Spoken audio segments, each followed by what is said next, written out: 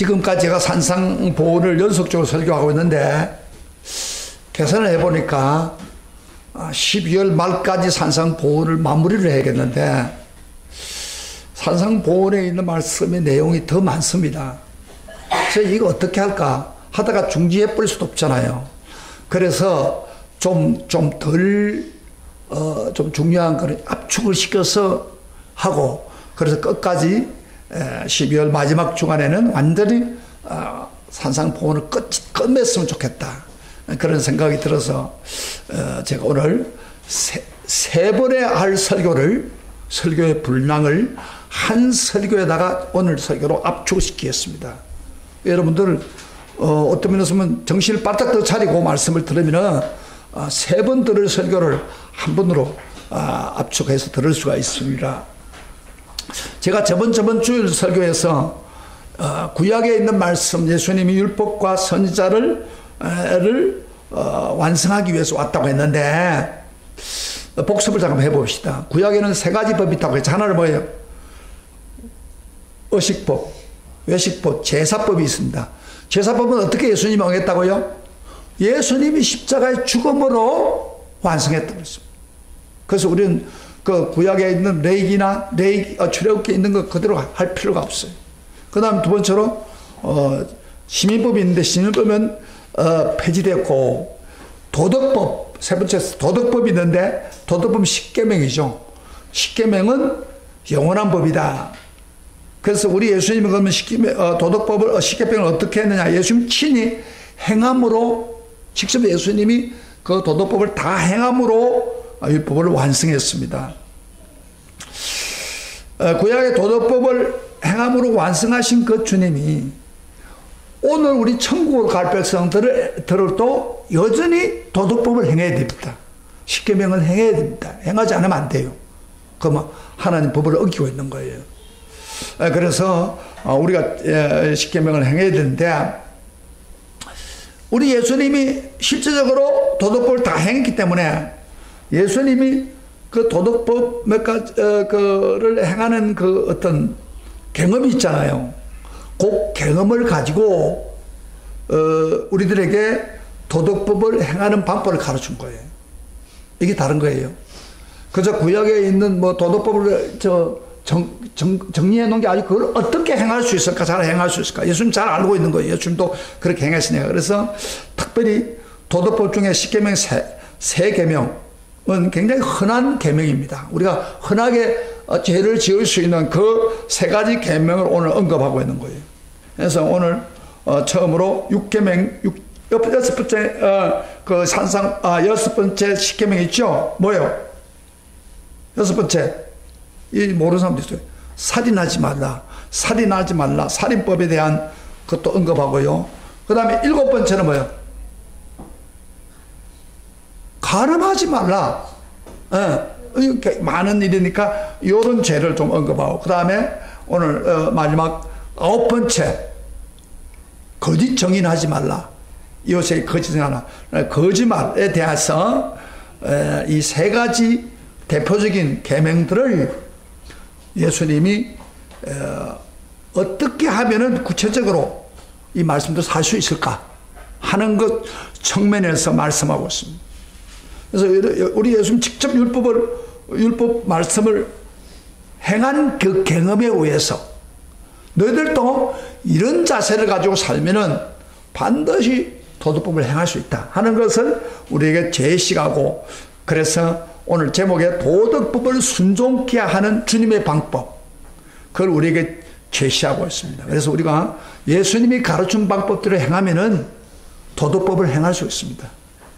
그러면 도덕법을 행하지 않으면, 잘 보세요, 기도가 막힙니다. 도덕법을 행하지 않으면 하나님 법에 어기기 때문에, 영원한 법을 어기기 때문에 그 하나님 축복을 못 받습니다. 그래서 이 도덕법을 우리도 예수님처럼 행해야 됩니다. 영원한 법입니다, 이게. 그래서 그 방법을 예수님이 오늘 깨우쳐주고 있는 거예요. 그래서 오늘 이 도덕법 순종하는 방법을 여러분 터득해가지고 여러분 이렇게 하기만 하면 이 흔한 것 세 가지입니다. 이 세 가지가 오늘 그 온 세상에 막 판을 치고 있어요. 보세요. 여러분, 살인, 미움 이런 거. 또 뭐요? 간음 얼마나 많습니까? 우리 한국에 보세요. 그 다음에 또 뭐요? 거짓말. 이거 완전히 그 한국 사회, 세계 모든 사회를 막 더럽히고 있는 요인들입니다. 이걸 어떻게 우리 교인들이 행해야 되느냐. 그런 것을 예수님이 가르치고 있는 거예요. 그래서 오늘 말씀 잘 들으면, 요거는 이렇게 해야 되겠구나. 이거는 이렇게 해야 돼. 그렇게 하게 되면은 우리 예수님처럼 도덕법을 여러분 충분히 순종하고 시키는 걸 잘 순종해서 여러분 삶에 축복이 될 줄 믿습니다. 자, 첫 번째, 여섯째 계명 뭐라고 했죠? 살인하지 말라에 대해서 이야기하고 있습니다. 자, 우리 21절 잠깐 봅시다. 21절 같이 읽었습니다. 같이 읽어요. 옛사람의 말한 바 같이 읽어요. 시작. 옛사람의 말한 바 살인하지 말라. 누구든지 살인하면 심판을 받게 되리라 하였다는 것을 너희가 들었으나. 그러니까 이 옛사람의 말한 바, 뭐 어떤 사람들 이 성경에 주석 여러 군데 이야기하는데 옛사람 말한 바는 무슨 말이냐면 구약에서 말씀하신 말씀을 여러분 다 들었지 않느냐 그런 이야기예요. 그렇게 간단하게 생각하세요. 살인하지 말라. 누구든지 살인하면 심판을 받는다고 성경이 이야기하고 있잖아요. 근데 그런 것을 너희가 들었으나 그러면서 하나 말이에요. 그 다음에 나는 너에게 이르노니 이러면서 예수님이 그 살인해가지고 심판받는 그것을 극복하는 방법을 가르치고 있는 거예요. 예수님이 지금요. 오늘 제가 말씀을 할 때 잘 들었으면 굉장히 좋을 겁니다. 살인은 왜 나쁜 죄입니까? 하나님 주신 생명을 빼앗기 때문에. 자살도 포함돼요. 생명을 빼앗는 사람은 심판받게 돼요. 그래서 자살하면 천국 못 간다 하는 말이 그런 뜻이에요. 그러니까 남의 생명이나 자기 생명이나. 그런데 보세요.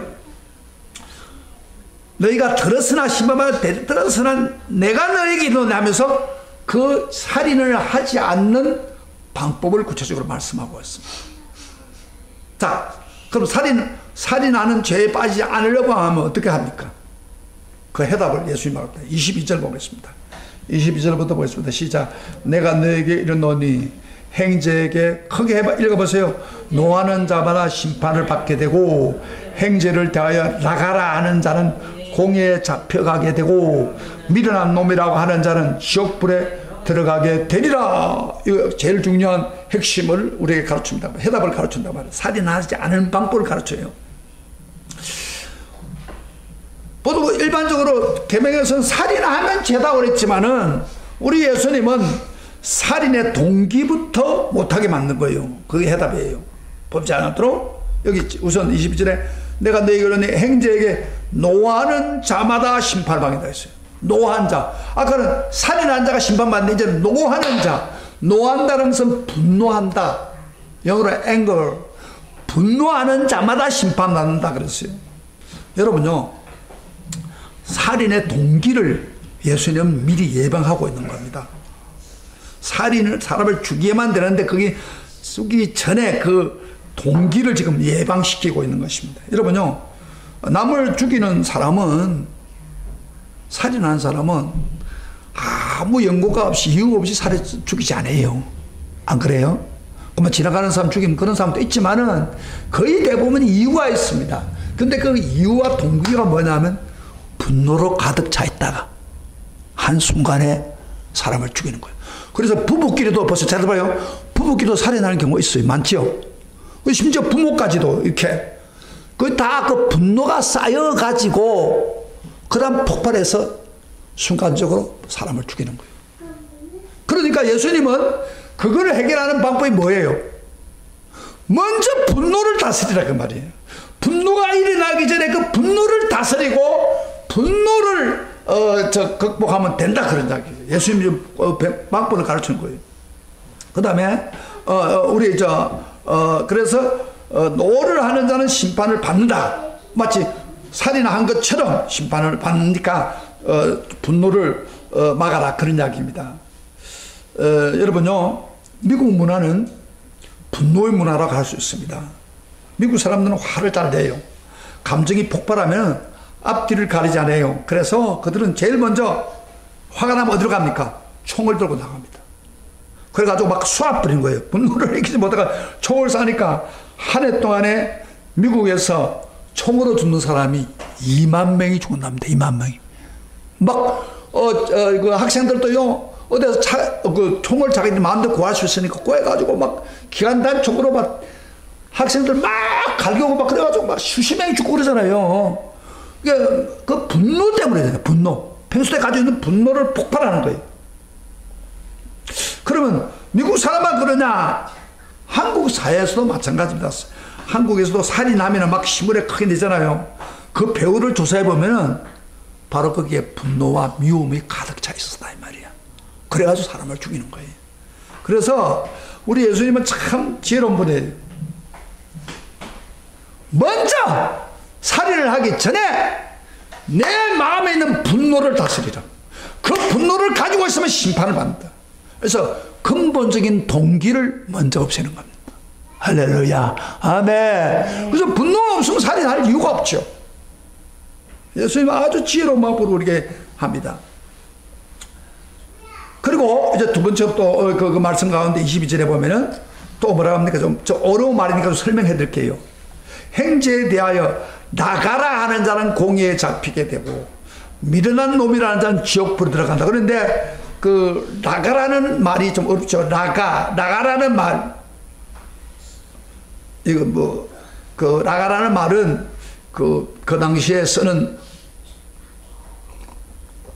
언어죠. 근데 나가라는 말은 공의에 잡힌다. 그 말은 나가라는 말은 무슨 말이냐면은 이런 의미입니다.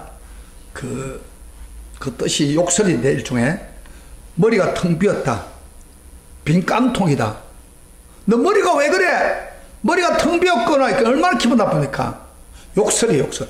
분노로 가득한 욕설. 가끔 이야기할 때 너 머리가 그렇게 안 돌아가 이러면 굉장히 기분이 나쁘잖아요. 그래서 완전히 자존심을 뭉개는 말이에요. 그렇게 되면은 뭉개 끝나는 게 아니고 상대방의 기분 더 나쁘니까 또 욕을 하게 되잖아요. 분노를 같이 갚다 보는 건 살인으로 바꾸는 거예요. 그래서 그 말을 하는 거, 상대방을 분노케 하는 말을 하지 말라. 그 다음에 또 뭐요? 미련한 자라. 미련한 자. 미련한 놈이다. 이것도 상대방의 인격이죠. 곰보다 미련한 놈. 이렇게 상대의 인격을 짓밟고 분노로 섞여서 이야기하면은 그 말을 듣고 좋아하는 사람은 자기 인격이 깔아뭉개는 상대방 인격을 깔아뭉개 상대방도 막 반응을 일으키게 되는 거예요. 분노를 쏟고. 그래서 결국에는 살인으로 번지는 거예요. 이렇게 마음의 분노를 통제 못하고 말을 해서 머리 텅 빈 놈이라고 욕설하고 미련 놈이라고 막 그 상대방의 인격을 하게 되면은 이게 나중에 폭발해서 살인으로 갑니다. 여러분 살인하는 사람들 잘 보세요. 그만 계획적으로 이렇게 살인해가 죽이는 경우도 있어요. 그러나 많은 경우에 가장 가까운 사람끼리 싹 폭발해가지고 분노를 폭발하다가 또 말을 함부로 하다가 그 말 때문에 화가 나고 폭발해가지고 나중에 칼로 찌르기도 하고 죽이기도 하고 막 그래요. 그런 게 지금 너무 많습니다. 그래서 예수님은 참 지혜로운 분이에요. 먼저 분노를 다스리라. 그런 이야기예요. 먼저 그런 이야기 하지 말라 이 말이야. 남의 인격을 무시하는 말을 하지 말라 이 말이에요. 이것이 예수님이 그 살인을 막는 길을 우리에게 가르치고 있는 거예요. 만약에 분노를 다스리고 그런 욕을 안 하면 살인 할 이유도 하나도 없는 것입니다. 근데 여러분요, 안타까운 것은 우리 주변에 가장 가까운 사람끼리 사이가 나빠가지고 등을 돌리고 있다가 어떤 순간이 돼가지고 폭발합니다. 이게 살인의 원인입니다. 다시 잘 보세요. 원래 큰 게 아니에요. 대부분 하고 나면 내가 왜 그랬는고 이렇게 하는 거예요. 그래서 분노를 다스려야 된다. 그런 이야기예요. 그 다음에 그러면서 이렇게 말합니다. 분노가 있을 때 누구 어떤 사람하고 분노가 있고 서로가 화해가 안 된 부분이다. 빨리 화해하라는 겁니다. 또 한 가지 나아가서 23절부터 26절 한번 보겠습니다. 오늘 성경에 참 예수님은 자세히 가르치고 있습니다. 23절부터 25절까지 26절까지 같이 읽어보겠습니다. 시작. 그러므로 예물을 제단에 드리다가 거기서 내 행적에 원망 들을 만한 일이 있는 것이 생각나거든 예물을 제단 앞에 두고 먼저 가서 행제와 화목하고 그 후에 와서 예물을 드리라. 너를 고발한 자와 함께 길에 있을 때 급히 사하라. 고발한 자가 너를 재판관에 내어주고 재판관이 옥내에게 내어주어 옥내가 가둘까 염려하라. 진실로 내게 이르노니 내가 한 푼이라도 남김없이 다 갚기 전에는 결코 거기서 나오지 마라. 또 한 가지 방법을 가르칩니다. 분노나 그 다음에 요거를 먼저 없앨 뿐 아니라 뭐라고 했어요? 하여튼 사람과 관계를 가지다 보면 이렇게 서로 해미가 있잖아요. 서로 싫어하고 서로 상했을 때는 어떻게 하라고? 빨리 하야라. 빨리 하야라. 이게 방법이에요. 그래서 예배를 드리기 전에 예물을 드리기 전에 먼저 하야를 하고 와서 예물을 드리라. 그래야 그 예물을 받는다 그러냐. 여러분 물어볼까요? 가장 가까운 사람하고 지금 마음의 등을 돌리고 있지 않습니까? 풀리지 않고 그럼 언제든지 그것이 살인죄에 해당할 수가 있습니다. 그래서 등을 돌리고 있는 사람은 잘 보세요. 이렇게 생각하면 돼. 저 사람이 잘못해 자기가 먼저 사해야지 이렇게 하는데 그러면 절대 하야 안 됩니다. 상대방이 먼저 하기를 기대하지 말고 내가 먼저 하야 하는 겁니다. 그래서 가장 가까운 사람끼리 등을 돌리고 있고 뭔가 찝찝하고 계속해서 해비가 있으면 예배 때도 하나님 안 받습니다. 그러니까 빠른 내에 급히 사하라. 이것이 미움을 깨뜨리고 또 살인을 깨뜨리는 길이다. 그런 이야기예요. 그래서 여러분 가까운 사람끼리 그런 일이 있으면 자존심 따지지 말고 빨리 하야 하는 길을 찾으면 살인과 상관없는 그런 축복을 누리고 가정의 평화를 누리고 화평을 누릴 것입니다. 그런데 사실은요 가장 가까운 사람끼리 꾹에 있으면 참 고통스러워요. 왜? 얼굴 항상 보니까. 에? 그래 안 그래요? 여러분 지옥이 다른 데 있는 게 아니에요. 멀리 있는 사람은 안 보면 되죠. 마음 안 맞으면은. 안 그래요? 그런데 가까운 사람 말을 해야 되고 같이 살아야 되는데 꽁 해가지고 말을 못하고 입 쭉 나와가지고 이렇게 앉아있으면 그것만큼 불안한 거죠. 그게 불행해. 행복이 없습니다. 그 가정은. 그러니까 빨리 해야 하는 거. 나중에는 그게 오히려 더 비극으로 갈 수가 있단 말이에요. 가기 전에 빨리. 예수님 말씀을 잘 들어보세요. 잘 들으시면 살인까지 가지 않도록 평화를 깨뜨리지 않도록 딱 먼저 선수를 치라는 것입니다. 할렐루야. 여러분 가정에 화목하시고 그런 비극이 없기를 주의 이름으로 축복합니다. 그 다음에 두 번째로 또 6번째 계명을 우리에게 가르치고 있죠. 간음하지 말라고 하는 것을 가르치면서 간음하지 않는 방법을 이야기합니다. 27절부터 28절 같이 읽어보시다. 시작. 또 간음하지 말라 하였다는 것을 너희가 들었으나 그 다음에 간음하지 말라 들어 나는 너희에게 이르노니 음욕을 품고 여자를 보는 자마다 마음에 이미 간음했다.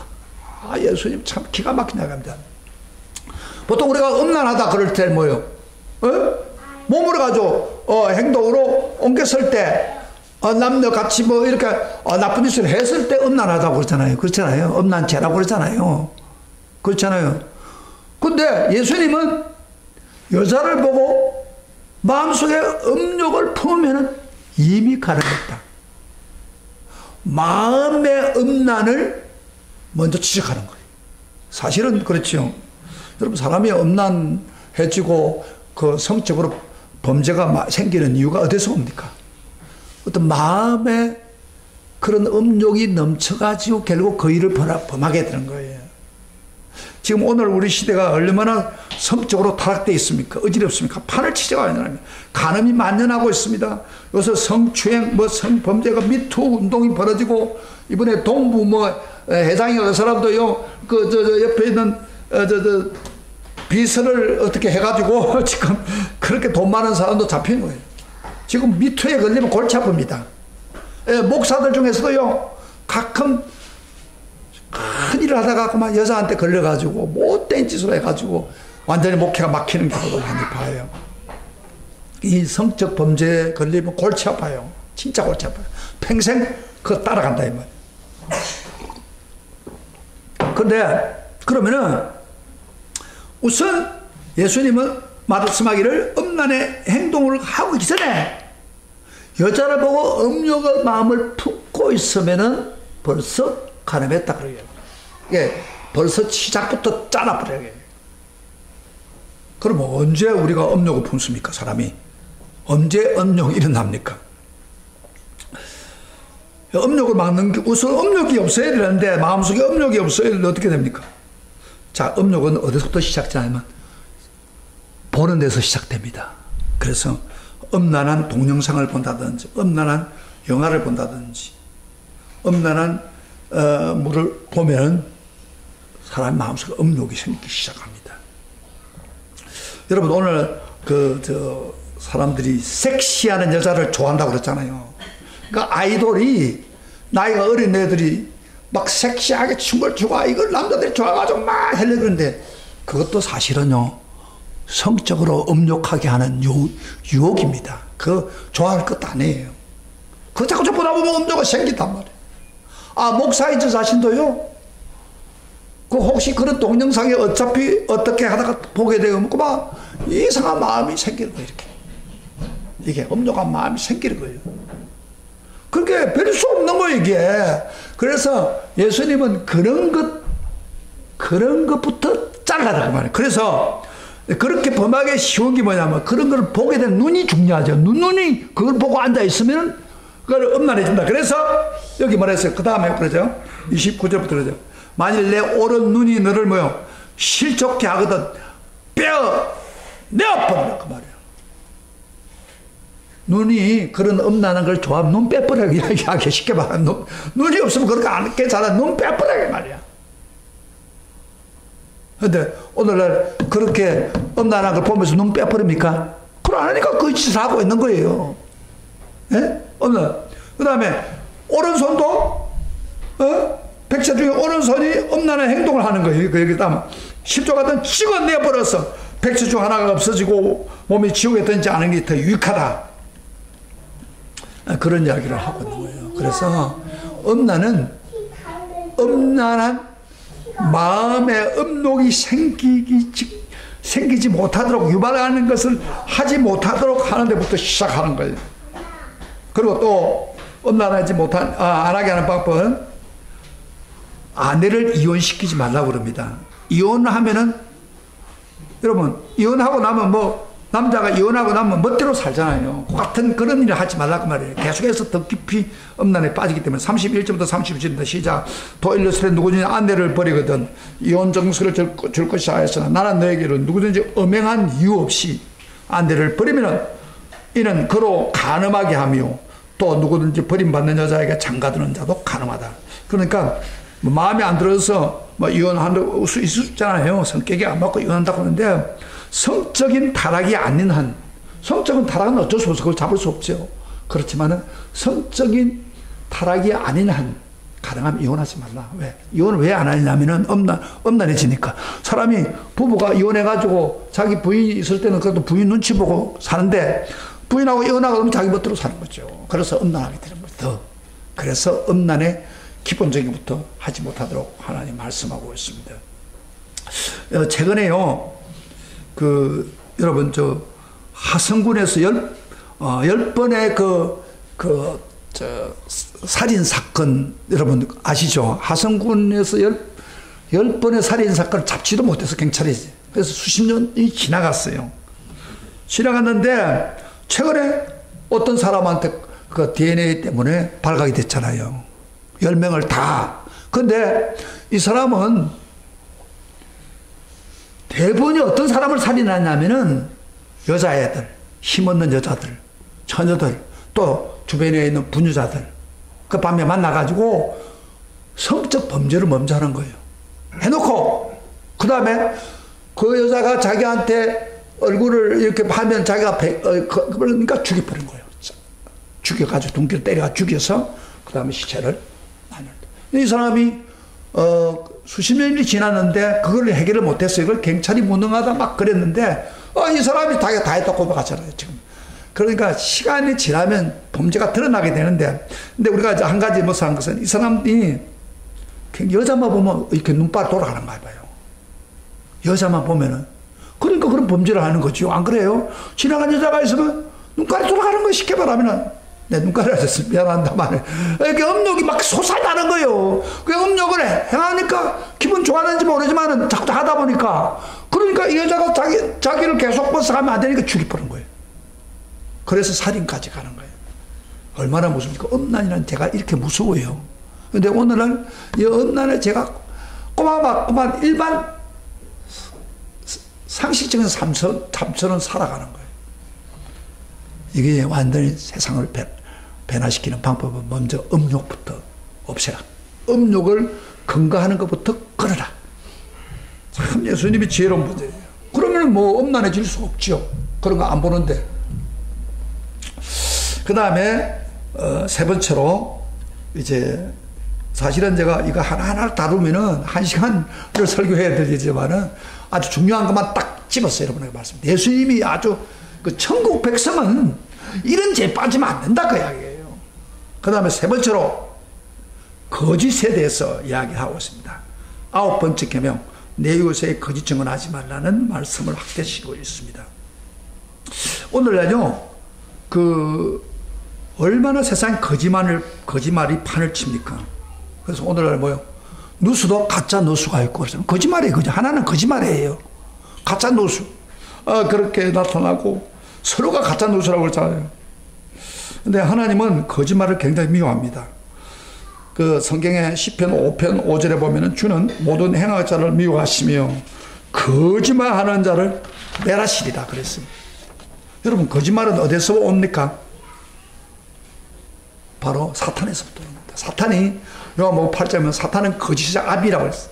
거짓의 조상이라고 했어요. 그래서 거짓말하는 자는 바로 사탄의 자손입니다. 사탄은 처음부터 마지막까지 거짓말을 계속 거짓말을 가지고 무기를 사용해 가지고 사람을 유혹하고 있는 거예요. 그러니까 하나님은 이 거짓말하는 자를 미워하지 않을 수 없습니다. 우리가 하나님 아버지를 부르는 자가 거짓말을 예사로 한다면은 이 보통 문제가 아니에요. 하나님 그 사람과 함께 하지 않습니다. 우리가 기도하는데도 왜 응답이 없느냐? 그 기도가 하나님 편에 볼 때 거짓말을 하고 있기 때문에. 진실한 기도를 하지 않기 때문에 기도 응답이 없는 거예요. 하나님은 너무 잘 아세요, 우리 속을. 그래서 예수님 당시도 거짓말이 난무했던 세상입니다. 성전에서 거룩한 예배를 드릴 때는 정직하는 같이 보였지만은 성전 밖을 나오면은 지능적으로 거짓말하는 사람이 많았습니다. 그런데 이 거짓말을 하기 위해서 상투적으로 사용하는 것이 바로 맹세입니다. 맹세를 해가지고 거짓말을 숨기는 거예요. 거짓말을 하기 위해서 상투 사용하는 것이 맹세를 해가지고 아닌 것처럼 하면서 거짓말을 하고 있는 거예요. 그래서 오늘 맹세를 좀 이야기하고 있는 거예요.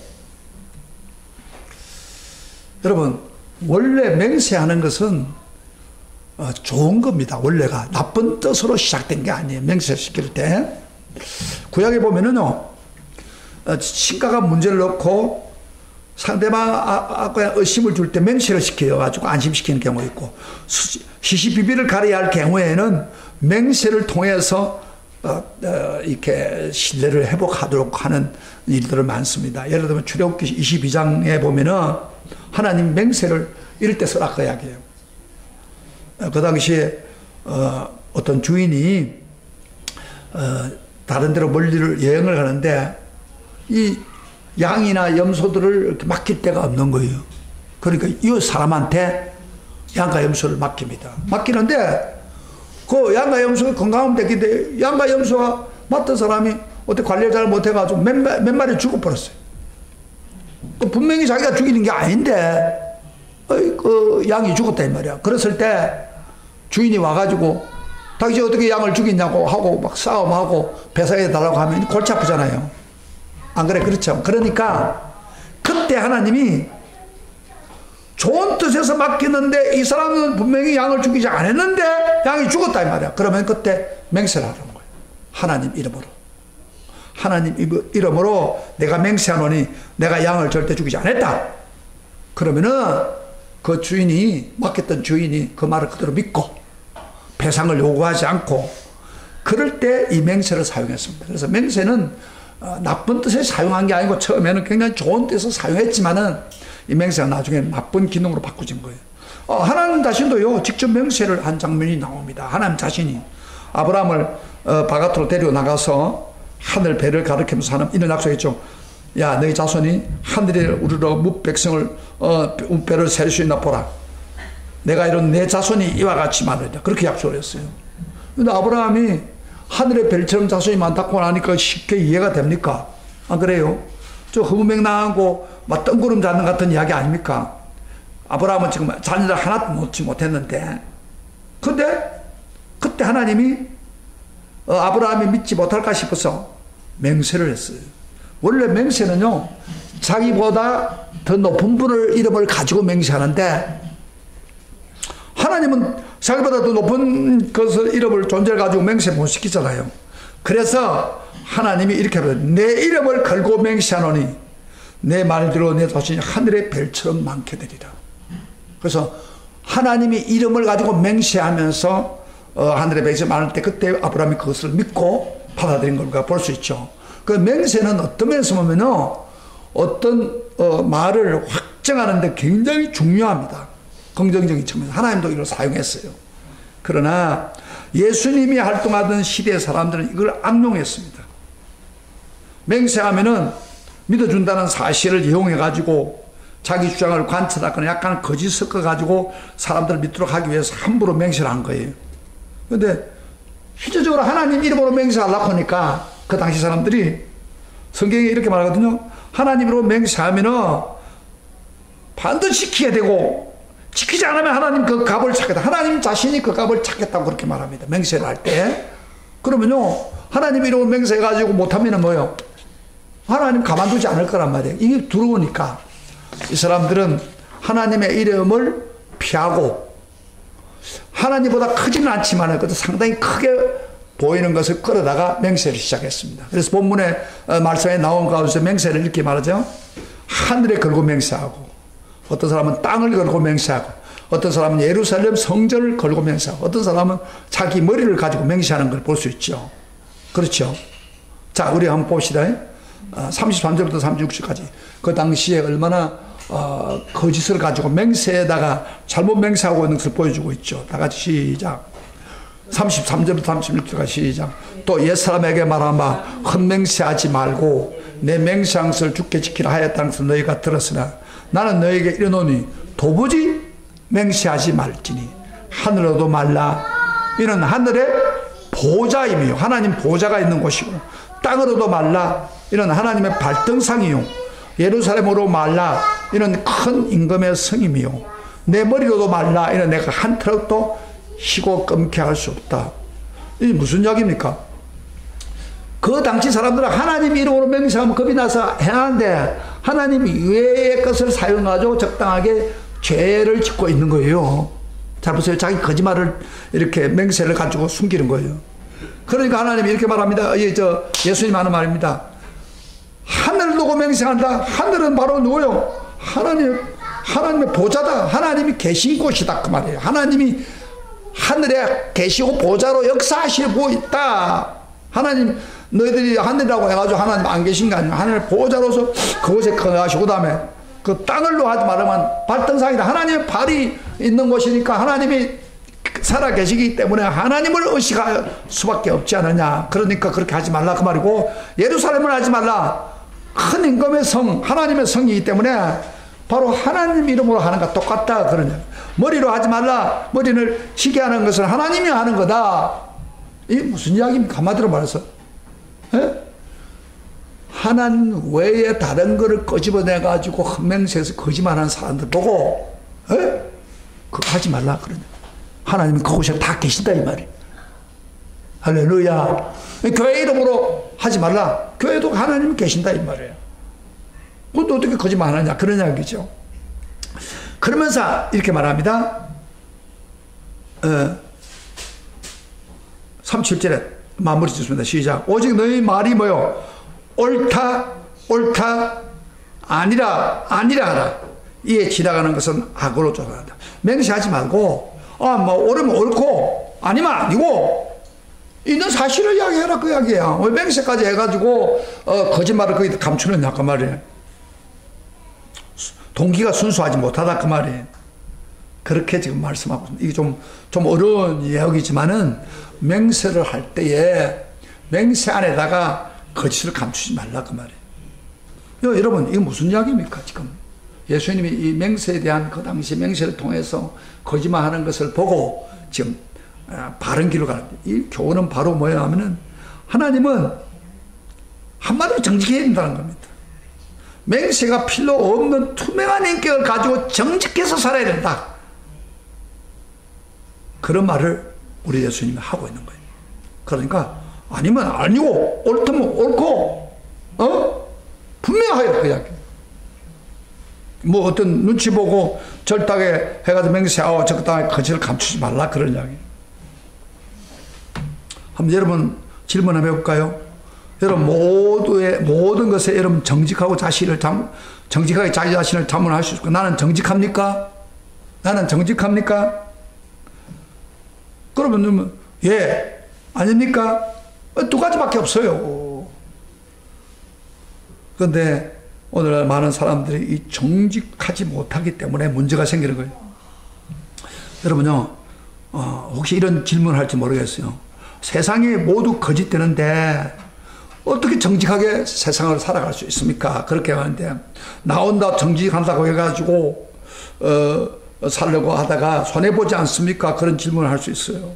물론 우리가 거짓이 많은 세상에 정직하게 살면 어떤 면에서는 손해볼 수도 있습니다. 대부분이 처음에는 뭐요? 처음에는 정직하게 살았습니다. 그런데 주변에 있는 사람 거짓말이 많으니까 거짓말을 당하니까 나도 모르는 사이 뭐요? 나도 적당하게 속이고 행동하게 되는 거예요. 그래서 결국에는 잘못된 고정관념이 생기고 세상에 뭐 어차피 뭐 정직하게 못 사니까 나도 때로는 필요할 때 거짓말 하는 것이다. 이렇게 해서 기독교인들이 많이 세소가 되고 있는 거예요. 이건 하나님이 원하는 방법이 아닙니다. 하나님은 아니면 아니고 예 뭐야 분명하다는 거예요. 저도요 물건을 살 때 그 남대문 시장 같은 데 물건 살 때 이거 10,000원이에요. 10,000원 보지 않거든요. 깎아주세요. 5,000원. 5,000원 합시다. 그 사람을 못 믿기 때문에 그런 거거든요. 그래서 저도 처음에는 정직했어요. 정직해서 많이 당했어요. 군대에서도 그렇고. 그런데 나중에 나도 모르는 사이에 뭐요? 세속적인 생각으로 거짓말을 보통 같이 세상에 살아가니까 그렇게 적당해요. 오늘 교인들이 그렇게 되는 거예요, 지금. 하나님 말씀인 예수님 말씀이 맹세하지 말라, 거짓말하지 말라고 하는 말을 붙잡지 않아요. 그러다 보니까 세상 사람들보다도 더 나쁘게 거짓말하는 경우가 많다 이 말이에요.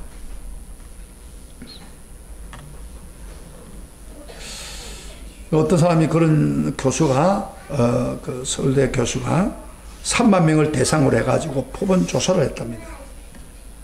근데 73%가 한국에서 살려면은 정직해서는 안 된다. 그렇게 결론을 냈다. 그리고 외국인들도 처음에는 정직했는데 한국에 와서 살려고 하면 정직해서는 살 수 없다. 그런 근데 그게 이제 그 어른들만 그러면 되는데 애들까지도 요새는 그런 생각을 하게 되는 거예요. 그러니까 이 세상이 얼마나 거짓으로 가득 차고 아까 그죠 사탄은 거짓말의 맹수입니다. 그래서 우리를 거짓하게 만들고 있다는데 기가 막히는 거예요. 그러나 우리가 항상 생각했습니다. 거짓이 판을 치고 거짓말을 함으로써 내 정직하면 내가 손해를 보고 이런 가운데 있어도 우리는 뭐요? 누굴 따라가야 돼? 하나님을 따라가야 돼. 정직해야 돼. 천국 백성은 정직해야 돼. 하나님은 정직한 걸 좋아합니다. 오해를 받을 수 있지만 우리 성도들은 세상의 방법대로 살아가는 게 아니라 정직하게 살아야 세상 사람들이 우리를 보고 진짜 믿는 사람 다르다 그럴 거 아닙니까? 세상 사람과 똑같이 거짓말도 해가면서 적당하게 한다면은 그 뭐 우리가 뭐 불신자가 뭐 다를 바 뭐 있어요. 여러분 이랜드라고 하는 사업장 알죠? 참 그 기업이 잘 되고 있는데 이 회사가 처음 설립될 때에 고집스럽게 그 회사 그 사원이 있었는데 그게 바로 절대정직입니다. 절대정직. 그래가지고 김성수입니까? 그분이 회장이 그분이 절대정직하자.